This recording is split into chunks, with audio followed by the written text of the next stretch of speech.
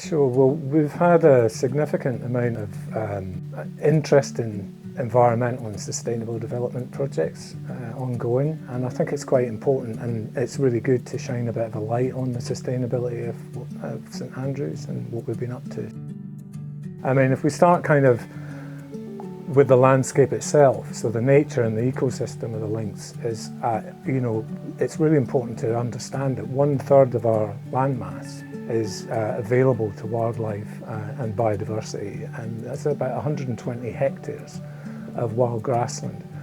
Our coastline, we have 25 hectares of sand dunes, which are currently under restoration, a full restoration project that we've been running now since 2010. We're also investing and spending a good bit of time on salt marsh regeneration on the Eden Estuary side. So that involves supporting a plant hub for growing on plugs that the university team can use to regenerate at least 800 metres of our coastline under new salt marsh. So that's the coast.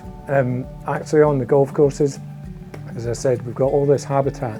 How we're managing it is changing as well from fossil-based fuels and moving it into a more sustainable future, we think, with electric mowers and hybrid mowers. So we've got around about 24 hybrid mowers and around about 4 full electric ones.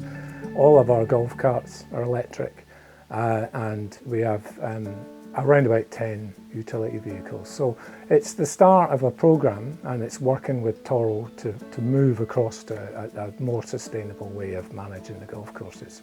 Up at the Castle Course, we've been doing kestrels.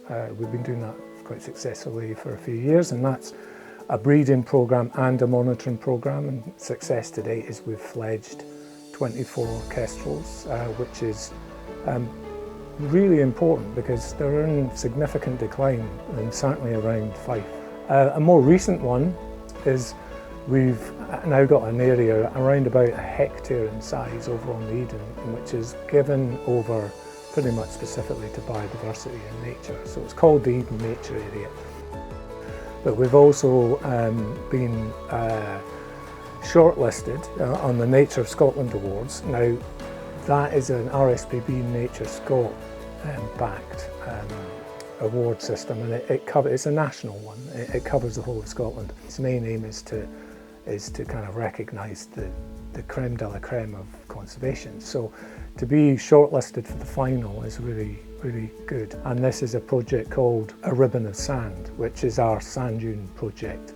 And I put that in mainly because I felt that it's really time to recognise all the effort that's gone in. I mean, that project alone has over 2,500 volunteers that have individually given up their time to come and work with us. And I think it's a nice thing to recognise St Andrews itself as a town, to say that all your effort and the fact that they've not been able to use their sand dunes for the last 10 years, I think it's nice if we can at least try and win the award. So yeah, and also this year the Dune project was forwarded into the Golf Environment Award, and we should hear about that one in January at Harrogate.